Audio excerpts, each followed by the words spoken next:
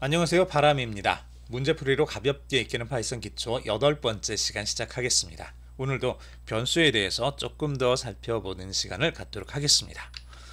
자, 오늘 지난 시간에 했던 그 변수에 대해서 조금 더 살펴볼 텐데요.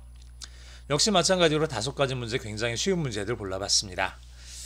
자, 첫 번째 savings라는 변수에다가 200이라는 값을 저장을 했습니다. 두 번째 savings라는 변수에다 100이라는 값을 저장을 했습니다. 그 다음에 세 번째 print 명령을 사용을 해서 화면에 출력을 했습니다. 뭐를? savings라는 변수가 가리키고 있는 값을 출력을 한 거죠. 자, 그러면 몇이 될까요? 자, 이미 대부분 제 강의를 들으시는 분들은 알고 계시겠죠?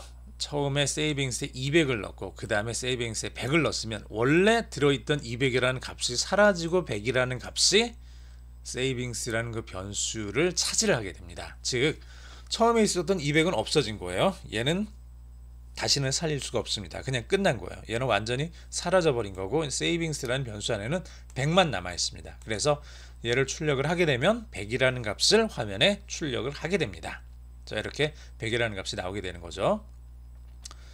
자, 두 번째 다음 코드 결과를 또 써보겠습니다. savings에다가 100, savings에다가 200, 그리고 savings를 프린트를 해주면 그럼 뭐가 되죠?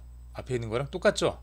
처음에 100이라는 값을 넣었다가 그 다음에 200이라는 값을 넣었다가 출력을 했더니 200이라는 값이 출력이 되겠네요.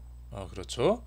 앞에는 200 넣었다가 100 넣고 이번에는 100을 넣었다가 200을 넣고 뭐 차이가 아무것도 없는 것 같습니다. 그냥 쉽게 넘어가죠. 오늘은 굉장히 쉬운 문제들입니다. 프린트 savings 코드의 결과를 쓰시오. 이 코드 결과는 어떻게 될까요? savings를 화면에 출력을 하고요. savings에다가 100을 넣고 savings에다가 200을 넣어라. 자, 출력을 해보면 어떻게 되죠? 여러분들이 이제 이쯤 됐으면은 이제 아셔야 되죠. 자, 얘는 에러가 납니다. 에러가 납니다. 왜냐하면 savings가 위에서 결정되지 않았거든요. 그런데 지금 에러가 안 났죠. 왜 에러가 안 났을까요? 이건 제가 이 콜라보레터리 혹은 이 파이썬 노트북의 특징입니다. 얘는 원래는 이렇게 쓰면 당연히 에러가 나야 되는 거예요. 에러가 나야 되는데 왜 여기서 200이라는 값이 나왔을까? 이것도 한번 여러분들이 생각을 해보세요.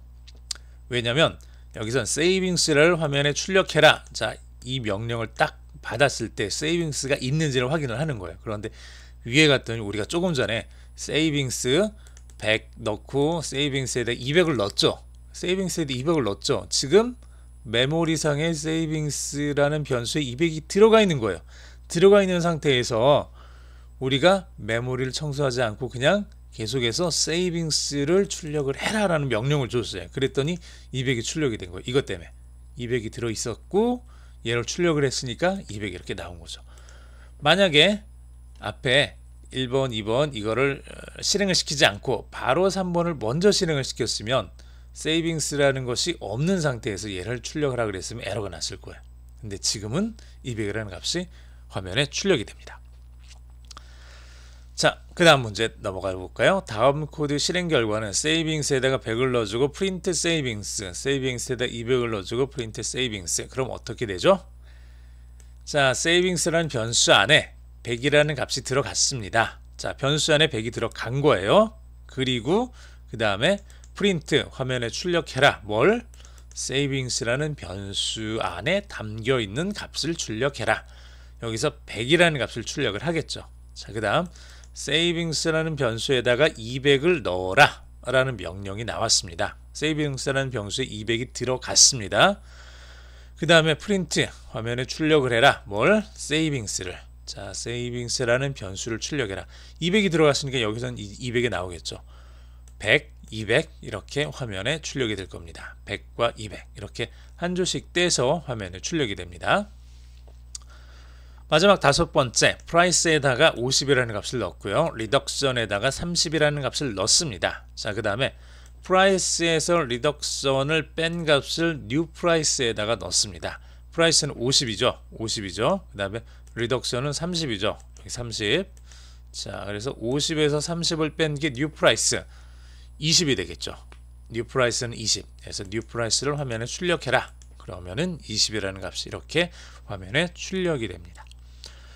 이렇게 해서 간단하게 변수를 사용하는 것, 변수에 어떤 값이 들어가는 것에 대한 의미, 변수를 출력하는 것들, 변수끼리 더하거나 빼거나 곱하거나 이런 것들이 어떻게 되는지 간단하게 아주 간단한 문제들을 통해서 살펴봤습니다.